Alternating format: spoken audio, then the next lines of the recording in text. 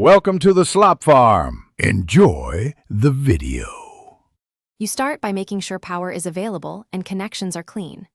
First, plug the watch into its original charger and wait 15 minutes to rule out a deeply drained battery.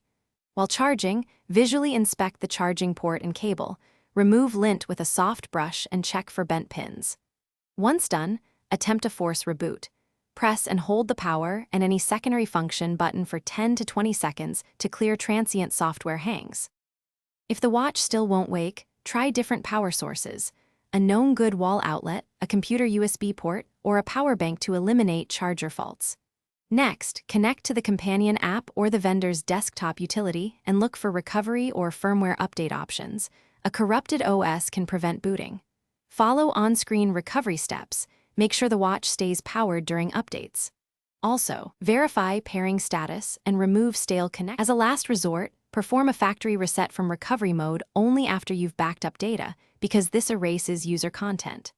If resets and reboots fail, suspect hardware, swollen battery, damaged charging coil, or internal board faults, replace the battery yourself only if you're experienced, otherwise send it to an authorized repair center.